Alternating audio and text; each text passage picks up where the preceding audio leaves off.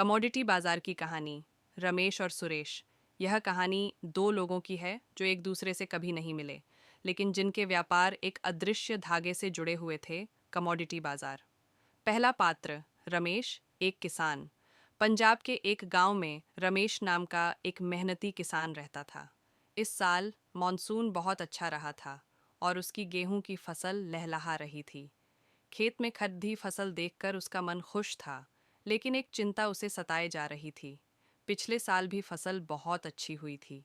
जब सभी किसान अपनी उपज लेकर स्थानीय मंडी पहुंचे, तो अचानक गेहूं की आपूर्ति बहुत ज़्यादा हो गई। नतीजा, खरीदार कम और गेहूं ज़्यादा होने की वजह से दाम गिर गए। रमेश को अपनी मेहनत का सही मूल्य नहीं मिल पाया था। उसे डर था कि कहीं इस साल भी ऐसा ही न हो। दूसरा पात्र सुरेश, एक बिस्कुट फैक्ट्री का मालिक। दिल्ली में सुरेश की एक बिस्कुट बनाने की फैक्ट्री थी। सुरेश की चिंता रमेश से बिल्कुल उल्टी थी। उसे पिछले साल की याद थी, जब कुछ राज्यों में सूखे के कारण गेहूं का उत्पादन कम हुआ था। गेहूं की कमी के कारण उसके दाम आसमान छूने लगे थे। सुरेश को महंगे दाम पर गेहूं खरीदना पड़ा, जिससे उसकी बिस्कुट बनाने की लागत कॉस्ट बढ़ गई और मुनाफा कम हो गया। वह चाहता था कि उसे एक स्थिर और अनुमानित कीमत पर गेहूं मिलता रहे, ताकि वह अपने व्यापार की योजना बेहतर ढंग से बना सके।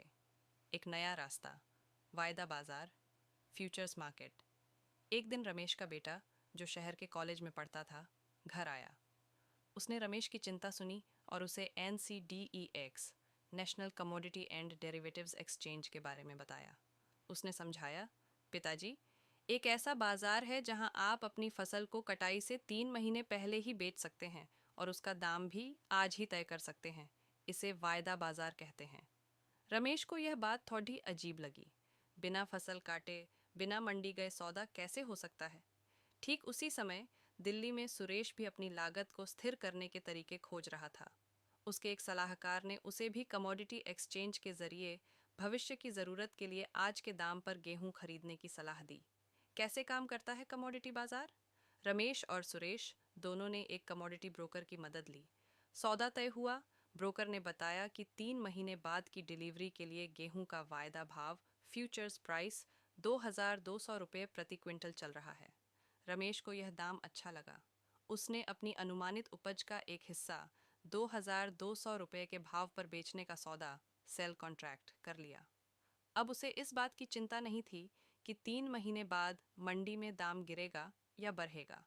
उसे अपने गेहूं के लिए 2200 रुपये तो मिलेंगे ही। इस प्रक्रिया को हेजिंग कहते हैं, जिससे रमेश ने अपने मूल्य जोखिम, प्राइस रिस्क को कम कर लिया। उधर सुरेश को भी यह दाम सही लगा। उसने अपनी फैक्ट्री की ज़रूरत के हिसाब से 2200 रुपये के भाव पर गेहूं खरीदने का सौदा, बाय कॉन्ट्रैक्ट, कर लिया। अब उसे भी इस बात की चिंता नहीं थी कि भविष्य में गेहूं महंगा हो जाएगा।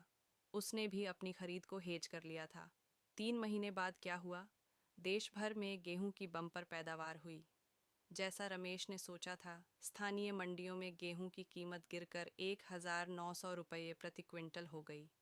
रमेश के पड़ोसी किसान कम दाम पर अपनी उपज बेचने को मजबूर थे और बहुत दुखी थे, लेकिन रमेश को कोई चिंता नहीं थी। चूंकि उसने अपना वायदा सौदा 2200 रुपये पर किया था, उसे वही कीमत मिली।